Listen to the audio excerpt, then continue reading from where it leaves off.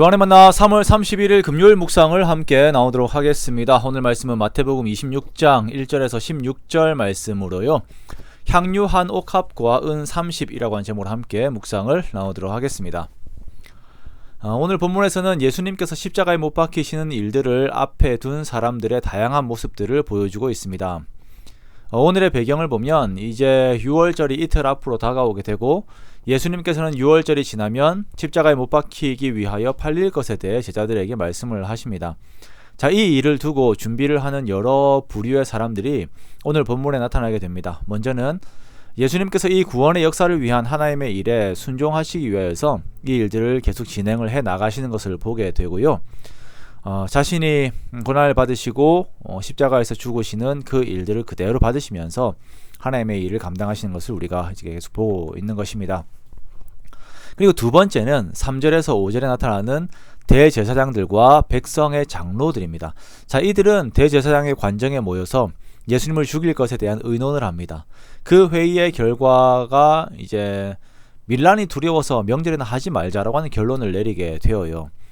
이들이 가지는 생각의 중심축은 사람들 앞에서 자신들이 어떻게 비칠 것인가, 백성들의 마음과 그 민심이 가장 큰 요소가 되는 것이죠.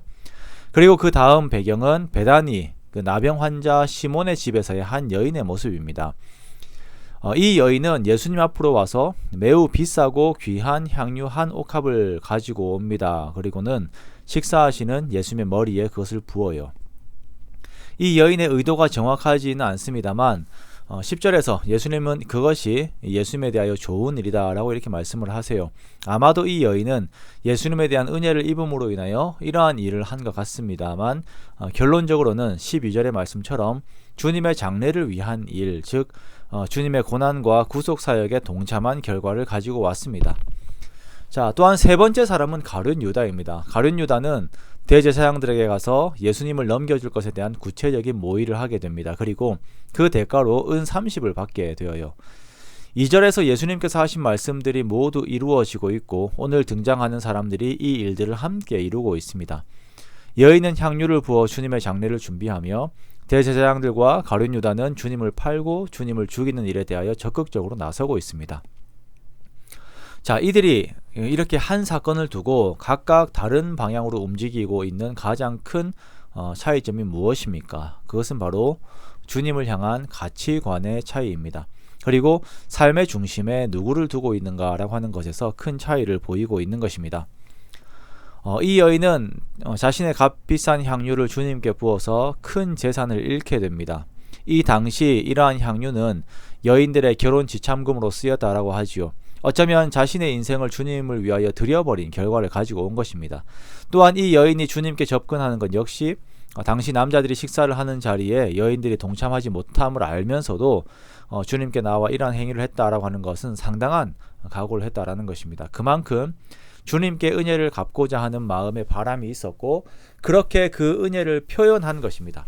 이 여인은 자신이 어떻게 되든 상관없이 주님에게 모든 마음이 가득 채워져 있었습니다.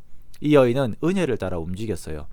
자, 또한 이렇게 이러한 과정은 모든 과정을 겪게 된 것 또한 여인에게 주어진 큰 은혜의 결과를 가지고 온 것이죠. 그런데 대제사장들과 가룟 유다를 보십시오. 이들은 자기 욕심으로 가득 차서 철저하게 그 욕심에 따라 움직였습니다. 이들은 자신들의 사회적 지위를 지키기 위하여 그리고 얼마 안 되는 그 돈을 위하여 예수님을 이용하고 혹은 제거하려고 한 것이죠. 그러나 이제 우리가 볼 것은요, 조금 시각을 넓게 보면 이 모든 것이 하나님의 선한 일이 이루어지게 하기 위하여서 진행이 되고 있는 것입니다.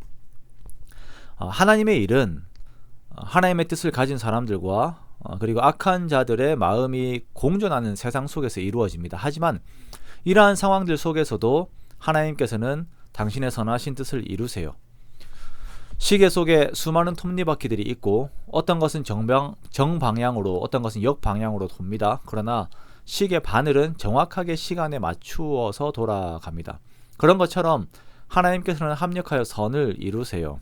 그러나 우리가 알아야 하는 것은 이 상황 속에서 우리는 올바른 톱니바퀴가 되어야 한다라는 것입니다. 향유 한 옥합과 은 30이라는 톱니바퀴는 주님의 죽으심과 부활이라고 하는 시계의 그 진행을 이루어냈습니다만 우리는 둘 다 인정할 수 없는 것이죠. 우리는 향유 한 옥합의 성격으로 주님과 함께 있으며 그 모습으로 주님의 고난과 죽으심, 그 부활에 함께 해야 하는 것입니다. 그러기 위해서는 우리의 심령이 예수 그리스도로 가득 채워져 있어야 하는 것입니다. 오늘이라고 하는 시간을 살면서도 하나님의 뜻이 쭉 진행이 되고 있고 하나님께서 원하시는 바가 있습니다. 그러기에 우리가 오늘을 살면서 정말 우리의 모든 심령이 마음이 주님으로 채워져 있는 우리가 되기 원합니다. 향유 한 옥합을 드린 정말 주님의 모든 일에 대하여서 긍정적인 그 이미지를 가진 이 여인의 모습이 우리의 모습이 되기 원해요.